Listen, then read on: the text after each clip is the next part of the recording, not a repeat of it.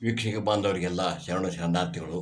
ನಾನು ಸಂಗಯ್ಯಸ್ವಾಮಿ ಮಹಾಶಿವಯೋಗಿ ಶಿವಪ್ಪ ಯದ್ದನವರ ಆಶ್ರಮ ಧಾರವಾಡದಿಂದ ಮಾತಾಡ್ತಾ ಇದ್ದೀನಿ. ಇವತ್ತಿನ ವಿಷಯ ಏನಪ್ಪ ಅಂತಂದ್ರೆ ಉಷ್ಣ, ಹೀಟ್ ಅಂತಾರೆ ಅದಕ್ಕೆ ಇಂಗ್ಲೀಷ್ನಾಗ.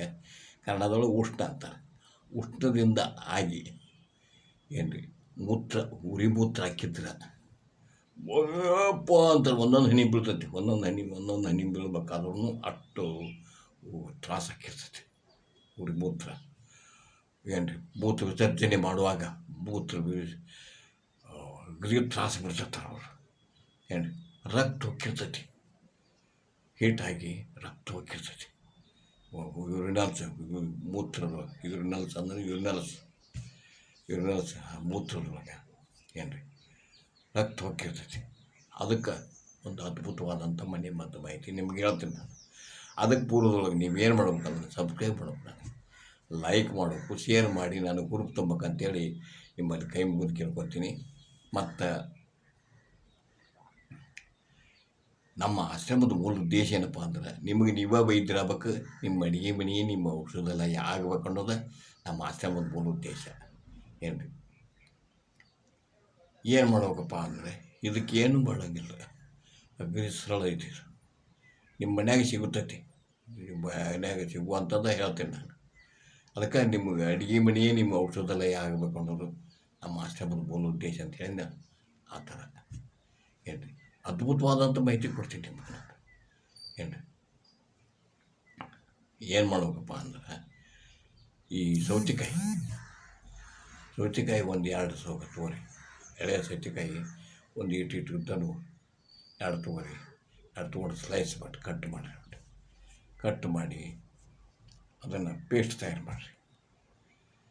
ಅದಕ್ಕೆ ಒಂದು ಚಿಟಿಕೆ ಅಂದ್ರೆ 3 ಬೆರಳಿಗೆ ಎಷ್ಟು ಬರ್ತೈತೆ ಅಷ್ಟು, 3 ಬೆರಳಿಗೆ ಎಷ್ಟು ಬರ್ತೈತೆ ಅಷ್ಟು ಒಂದು ಚಿಟಿಕೆ. ಇದನ್ನು ಅರಿಶಿನ ಪುಡಿ, ಹಳದಿ ಪೌಡ್ರ್ ಅಂತಾರಲ್ಲ ಅದನ್ನು ಹಾಕೋಬೇಕು.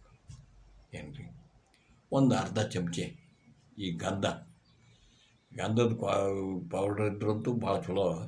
ಇರ್ಲಿಕ್ಕಂದ್ರೆ ಈ ಗಂಧದ ಪೌಡ್ರ್ ಇರ್ತದಲ್ಲ, ಕಲ್ಲಿನ ಮ್ಯಾಗ ತೈತಿರಿ, ಹಿಂಗೆ ಸೇರು ಗಂಧ ಬರ್ತೈತೆ. ಗಂಧ ಅಂತಾರೆ ಅದಕ್ಕೆ. ಈ ಗಂಧ ಹಚ್ಕೊತೀವಲ್ಲ ಗಂಧ, ಶ್ರೀಗಂಧ, ಅದನ್ನು ತೊಗೊಂಡು ಅದನ್ನೊಂದು ಅರ್ಧ ಚಮಚೆ ಹಾಕೋರಿ.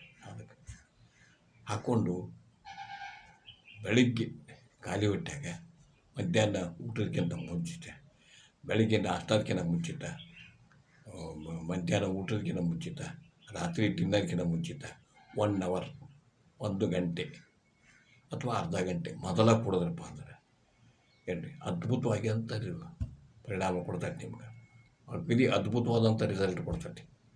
ಏನು ಉರಿಮೂತ್ರ ಆಗಿದ್ದಾಗ ನಿಂತು ಬಿಡ್ತೈತಿ. ಸಣ್ಣಗೆ ಭಾಳ ತ್ರಾಸಿತ್ತಪ್ಪ ಅಂದ್ರೆ, ಭಾಳ ಹೀಟಾಗಿ ಭಾಳ ತ್ರಾಸಿತ್ತಾಗಿತ್ತಪ್ಪ ಅಂದರೆ 1-2-3 ಸತಿ ಕುಡಿಬೇಕಾಗತ್ತೆ. ಇಲ್ಲ ಅಂದ್ರೆ ಸ್ವಲ್ಪ ದಿನ ಆಗಿತ್ತಂದ್ರೆ, ಸ್ವಲ್ಪ ತ್ರಾಸಿತ್ತಪ್ಪ ಅಂದ್ರೆ ಏನು ರೀ ನಿಮ್ಗೆ ಆಗಿಂದಾಗ ರಿಸಲ್ಟ್ ಕೊಡ್ತೈತಿ.